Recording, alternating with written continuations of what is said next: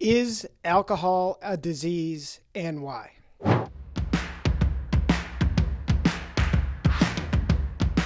Welcome back to the Sober Cappy channel. Today I want to talk about that I was at my nephew's last night, and it was just the two of us, and I was making dinner, but he came downstairs, had done his homework, and like a typical teenager, he was looking bored out of his mind. He's 18. And I said, I got to do something to entertain this kid. I know that's not on me, but was looking for some bonding anyway while his family was out of town. So I said, hey, how about we record a trial podcast? Which, by the way, I'm planning to do my own soon, Cappy Hour. I'm doing these as promotion and to get a following, but I'm such a perfectionist, it's taken me forever. But so anyway, we started just, in this case, wasn't even being perfectionist about it, just started recording. And, one of the first questions I asked him is, what is your perception of alcohol? At first I said, you realize I'm an alcoholic, right? Because of course that's never discussed in the family, but he knows that I don't drink around family. I'm technically not supposed to be ever drinking. And he said, yes, I know you are. And I recall a teacher saying in school that alcoholism was a disease, which I asked him.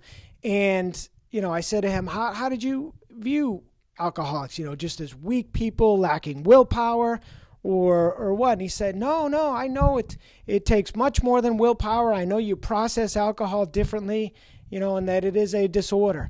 And I laughed and said, now, would you have said that before dinner last night when I was telling you all about this? And he said, no, I probably wouldn't. And that even led to a discussion of what kind of learning they got in school, which really is nothing. In fact, if it was to be taught anywhere, it'd be in health class, which he said is optional, so he's never even taken a health class.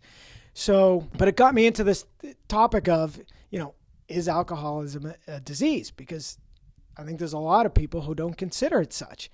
And, when I asked him to name, we agreed it's not looked upon even by those who've heard or know it's a disease. And I said, yeah, name a disease. And the first one he named was Alzheimer's. And I was almost puzzled by that because I would always say cancer first, then maybe heart disease, diabetes. I almost forgot. Often when we say Alzheimer's, it's followed by, yeah, he has Alzheimer's disease, although I guess it's just become its own word. So I forgot. And so I said, yeah, let me Google that. And it actually came up and said, Alzheimer's disease is a brain disorder. Guess what? Just like alcoholism.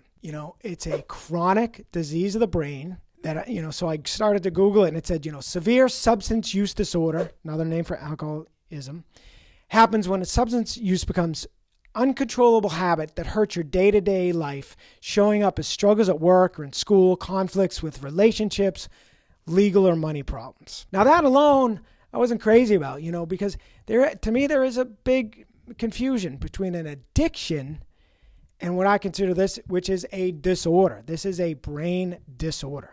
To me, an addiction is an ingrained habit that can be beat with willpower. But as I've said, and I told my nephew during dinner the night before, this cannot be beat with willpower. Maybe superhuman willpower for some. Some do this alone. But for most, it's really the willpower to do the work, ideally in community, that allows you to really overcome this disorder. So my Googling went on to say, research has shown how addiction changes the areas of the brain in charge of judgment, decision-making, learning and memory, and controlling behavior. Once the substance changes the brain, willpower changes too.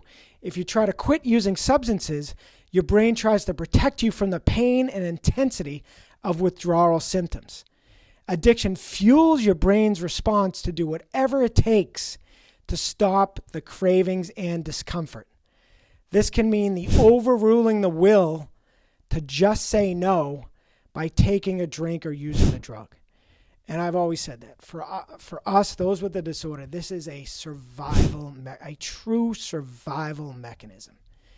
This is not just an addiction that, yes, we're addicted to every night we like to have a few beers. No, this is well beyond that stage. A disease is a condition that changes the way an organ functions. Chronic diseases can be treated and managed, but cannot be cured. And addiction is a chronic disease of the brain. In the same way that diabetes is a chronic disease of the pancreas, or heart disease is a chronic disease of the heart.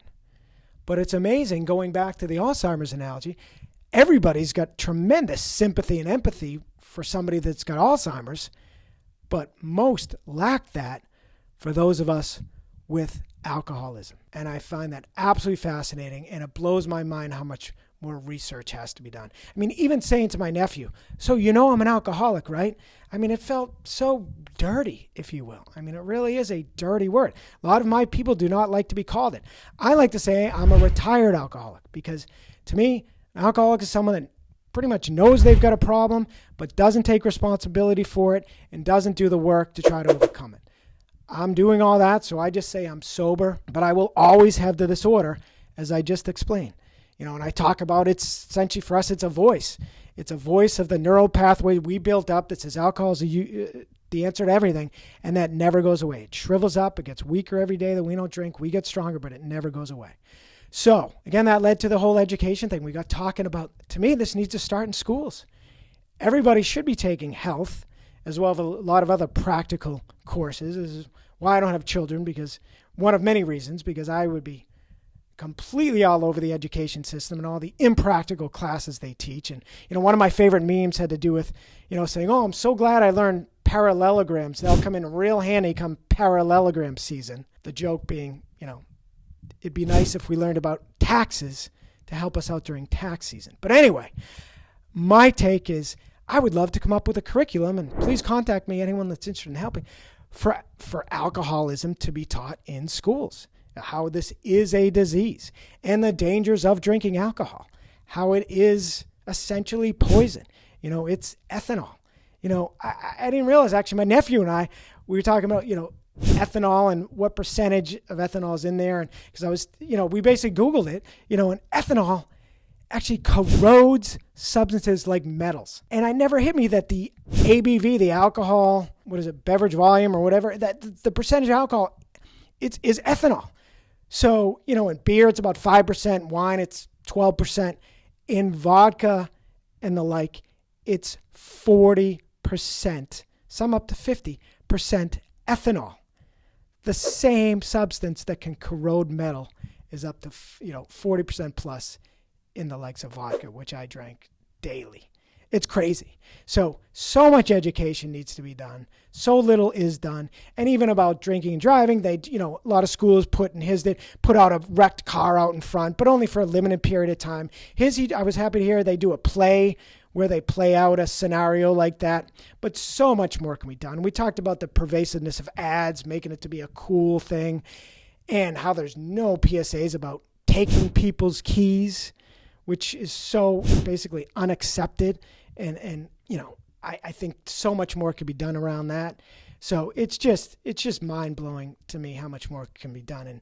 And so all this came up from that. And I guess, that's it as far as our discussion. And one point I'd have is how much that discussion really lended to a deeper discussion between he and I. A discussion I never would have had. I never would have said to him, hey, do you know I'm an alcoholic? If I hadn't done it under the guise of that I was interviewing for a podcast. I even told him about a rock bottom incident I had when he was about 8 years old, but it indirectly affected him, so I knew he must have heard about it, but it was never really ever discussed. I mean, and that's another reason to educate these kids, because it so often isn't discussed. People don't tell their kids about that it's in the family, and you might want to watch out for this, or as incidents happen. I mean, I'm going to tell my whole life story on a future podcast, but I had an incident where I was giving my great aunt's eulogy. She's like a grandmother to me, and I knew I was going to get very emotional. So what did I do but did shots out in the car to help cheat the system, which is the main reason I drank, to overcome my anxiety. And what happened after a couple sentences, I was hauled off the altar. Last thing I remember, before I woke up in the passenger seat of my car at the restaurant after. But was that ever discussed in the family? Absolutely not. So I think communication is so important. And it led to a deeper discussion that we had throughout the rest of the night during our meal and afterwards, which is one reason I like to say that, we in sober communities are the luckiest, because we do talk about that 10% that very few people talk about. Everyone talks about the 90% of the mundane in their lives, but it's that 10% that, people don't talk about. Plus, we do things like, those community meetings are basically group therapy that I never would have done in my life. And I also go to a therapist, which I'm not sure I would have done had I not had this little problem to overcome. And I'd ask my nephew about that as well. What do you think about therapy when you hear a kid goes to therapy? And of course, there is even a stigma with that, which is insane because it's just a personal trainer for your life. And you would never question anybody that had a personal trainer. Likewise, as they say, alcohol is the only drug you have to explain why you're not doing. And, imagine if you told friends you quit smoking, how happy they'd be for you. But never forget a girl that told a good friend she quit drinking, and that friend's instant reaction was, "Oh, so you're not going to drink at my wedding?" And imagine her saying, "Oh, so you're not going to smoke at my wedding?" I mean, it's crazy. So that's it. As always, please like, share, subscribe, and remember, stronger, sober. And alcoholism is a disease. Tell your friends.